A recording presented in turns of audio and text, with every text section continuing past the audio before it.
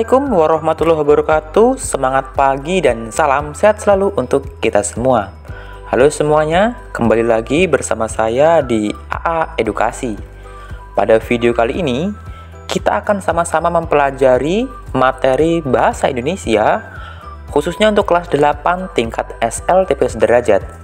Pada video kali ini, kita akan belajar pada bab 2, yaitu mengenai teks iklan, slogan, dan poster. Bagi kamu yang baru bergabung dengan AA Edukasi, mari sama-sama kita bangun channel ini dengan mengklik like, share, subscribe, dan komen jika ada yang ingin kalian tanyakan. Dan jangan lupa untuk selalu mengaktifkan notifikasi loncengnya agar kalian tidak ketinggalan video-video terbaru dari kami. Baik, dalam materi ini yang pertama adalah menentukan unsur-unsur iklan, slogan, dan poster. Yang pertama ada pengertian dan fungsi iklan, slogan, dan poster. Iklan dapat diartikan sebagai teks yang mendorong, membujuk khalayak agar tertarik pada barang dan jasa yang ditawarkan. Iklan juga dapat diterbitkan. Iklan juga dapat diartikan sebagai pemberitahuan kepada khalayak mengenai suatu barang dan jasa. Pada umumnya, iklan disampaikan melalui media massa seperti televisi, radio, surat kabar, dan internet. Unsur yang ditampilkan adalah gambar, gerak, kata-kata, atau suara. Iklan tidak hanya merupakan bagian dari industri berskala besar. Iklan merupakan sarana yang banyak digunakan untuk kepentingan-kepentingan di bawah ini. Yang pertama ada bagi perusahaan bisnis komersial atau menjual barang dan jasa. Yang kedua, bagi dunia perkantoran untuk mendapatkan karyawan.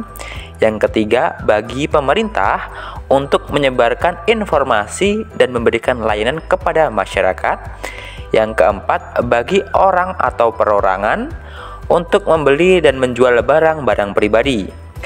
Daftar tentang fungsi iklan semakin hari semakin banyak. Bertambahnya hari, bertambah luas jaringannya. Hal itu seiring dengan kemajuan teknologi komunikasi dan keperluan hidup warga masyarakat itu sendiri. Namun, dari sekian banyak fungsinya itu, iklan memiliki kesamaan umum, yakni sebagai kebutuhan untuk mengomunikasikan pesan, baik yang bersifat komersil, sosial, maupun pribadi.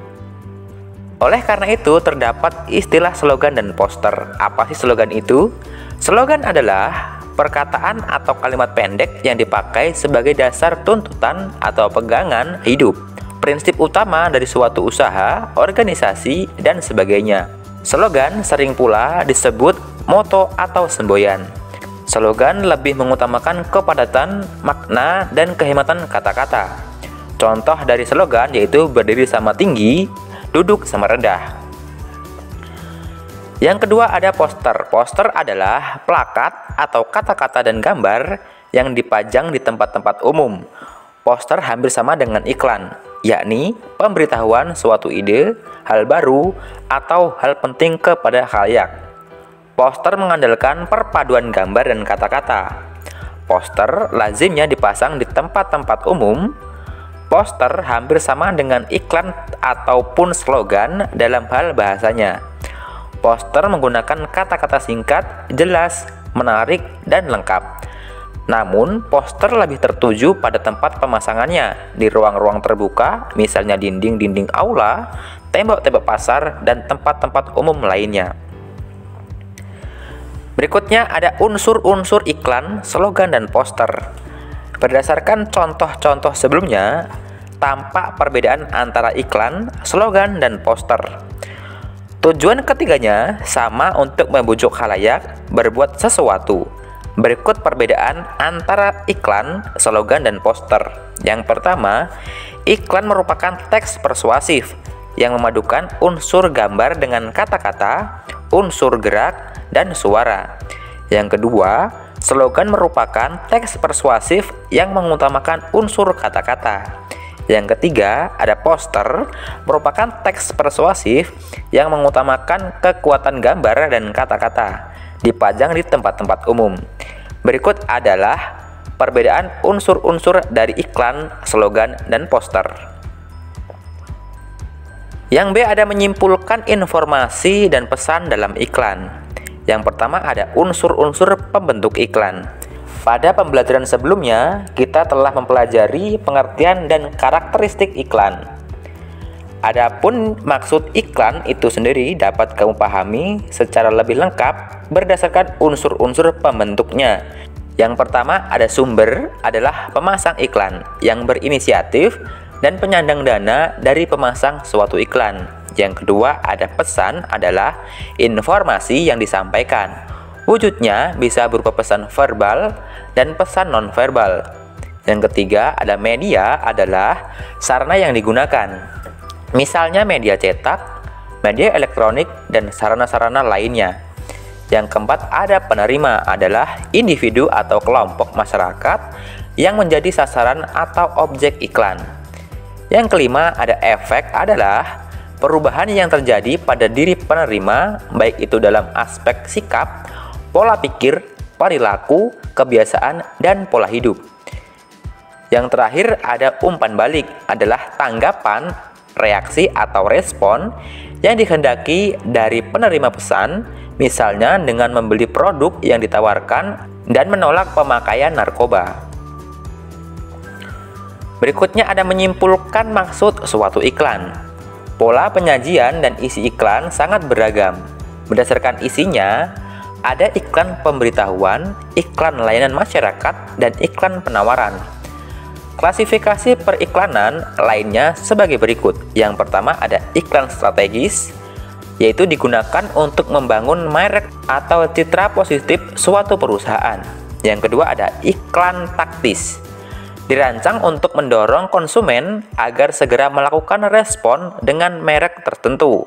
Pada umumnya, iklan ini memberikan penawaran khusus jangka pendek yang mengacu konsumen atau yang memacu konsumen memberikan respon pada hari yang sama. Iklan dapat kamu baca dan lihat di semua tempat. Iklan tidak hanya tertuju untuk menawarkan produk. Iklan juga turut berpengaruh dalam membentuk gaya hidup, kebiasaan, selera, dan jati diri seseorang dan masyarakat. Berikut tujuan atau fungsi iklan lainnya. Yang pertama ada fungsi informasional. Iklan memberitahukan kepada konsumen tentang karakteristik suatu produk, juga berbagai manfaat yang mereka peroleh. Yang kedua ada fungsi transformasional, yaitu iklan berusaha untuk mengubah sikap-sikap yang dimiliki oleh konsumen terhadap merek, pola-pola belanja, gaya hidup, dan teknik-teknik mencapai sukses. Berikutnya ada menceritakan kembali teks iklan. Dibandingkan dengan teks lain, iklan merupakan teks yang ringkas. Hal itu terkait dengan ruang yang diperlukan dan biaya yang harus dikeluarkan. Semakin luas ruangan yang diperlukan untuk penayangannya, maka semakin besar pula biayanya. Oleh karena itu, kata-kata dalam iklan harus diperhitungkan keefektifannya. Hindarilah kata-kata ataupun ilustrasi yang tidak perlu sebab akan menghabiskan biaya yang lebih besar. Materi iklan yang berlebihan justru akan mengganggu keefektifan pesan itu sendiri. Yang berikutnya ada menelaah pola, unsur, dan kaidah kebahasaan dari iklan. Yang pertama ada pola-pola penyajian iklan. Iklan dapat kamu temukan dalam berbagai tempat dan sepanjang waktu. Iklan mungkin disajikan secara tertulis, misalnya melalui surat kabar, majalah, internet, atau media-media lain. Sementara itu, poster dapat ditemukan dalam bentuk pajangan di tempat-tempat umum. Dalam penyajian secara lisan, iklan dapat kamu simak melalui radio dan televisi. Khususnya iklan di televisi ataupun dalam halaman-halaman internet, iklan merupakan gabungan teks lisan, tulisan, dan gerak. Bentuk-bentuk iklan tersebut tentu saja memiliki karakteristik masing-masing dalam pola penyajiannya. Yaitu ada yang pertama ada iklan media cetak dan yang kedua ada iklan elektronik. Kita bahas satu persatu. Yang pertama ada iklan media cetak. Karakter utama dari iklan adalah penggunaan bahasa tertulis di dalam penyampaian pesan-pesannya. Di samping itu, mengutamakan kejelasan dalam kata-katanya, iklan di media cetak mengandalkan desain grafis seperti warna dan bentuk huruf, tata letak, serta gambar-gambar. Iklan di media cetak memiliki beberapa macam berdasarkan keluasan ruang atau space-nya. Yang pertama ada iklan baris, adalah iklan yang berisi atau yang pemasangannya berupa baris-baris. Tidak ada gambar ataupun ilustrasi-ilustrasi dalam iklan ini. Teks pun banyak yang mengalami penyingkatan. Iklan baris pada umumnya dimanfaatkan oleh perorangan dan perusahaan-perusahaan kecil. Yang kedua ada iklan kolom, adalah iklan yang pemasangannya dalam media berupa kolom-kolom. Oleh karena itu bentuknya besar. Di samping menggunakan teks, iklan ini sering pula menyertakan gambar dan berbagai ilustrasi menarik lainnya. Selain itu dikenal pula dengan istilah iklan display, yakni iklan memiliki ukuran lebih luas dibandingkan iklan kolom. Iklan display merupakan iklan yang berisi hanya kata-kata dan gambar, foto, ataupun media-media grafis lainnya. Ada pula istilah iklan advertorial, yakni iklan sejenis iklan display, hanya saja teknik penyampaiannya mirip berita. Contoh iklan advertorial yaitu iklan berkaitan dengan pelayanan jasa, kesehatan, pengobatan alternatif, pengenalan perusahaan ataupun produk baru dengan informasi yang lebih kompleks. Yang kedua ada iklan elektronik. Iklan elektronik merupakan iklan berbasis perangkat elektronik yang mencakup beberapa unsur sebagai berikut. Yang pertama ada iklan radio. Iklan ini mengandalkan efek suara, baik itu berupa tuturan, musik maupun bunyi-bunyi. Yang kedua ada iklan televisi. Iklan ini mengandung unsur suara, gambar, dan gerak. Yang ketiga ada iklan film. Iklan film yang tersaji dalam judul film atau produk sinema. Iklan film biasanya muncul sebagai film utama diputar. Di samping karena medianya, keberagaman iklan juga dapat dilihat berdasarkan isinya. Menurut isinya, iklan diklasifikasikan dalam 3 jenis, yakni sebagai berikut. Yang pertama ada iklan pemberitahuan. Iklan ini lebih berfokus pada kepentingan untuk memberitahu khalayak mengenai suatu hal, baik itu yang berupa peristiwa, keadaan, atau hal lainnya. Iklan jenis ini umumnya dipasang oleh perorangan atau suatu keluarga, namun ada pula yang dipasang oleh perusahaan-perusahaan. Yang kedua ada iklan layanan masyarakat. Iklan ini bertujuan memberikan penerangan atau penjelasan kepada masyarakat. Contohnya, iklan keluarga berencana dan iklan bahaya narkotika. Penggunaan iklan ini umumnya pemerintah dan lembaga swadaya masyarakat atau LSM. Yang ketiga ada iklan penawaran. Iklan ini bertujuan untuk menawarkan produk atau jasa. Iklan penawaran jasa disebut juga dengan iklan niaga dan iklan lowongan kerja. Berikutnya ada struktur teks iklan. Perhatikan kembali iklan-iklan yang tersaji pada pembelajaran sebelumnya. Tampak pada iklan-iklan tersebut bagian-bagian berikut ini. Yang pertama ada pengenalan produk. Bagian ini dapat pula disebut dengan sebagai judul produk atau judul teks. Yang kedua ada pernyataan persuasif, berisi pernyataan yang mendorong pembaca atau pendengar berbuat sesuatu.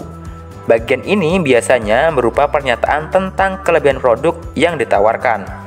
Selain itu, dalam iklan sering disajikan pula slogan, gambar-gambar produk, serta nama dan logo perusahaan. Berikutnya ada kaidah kebahasaan teks iklan.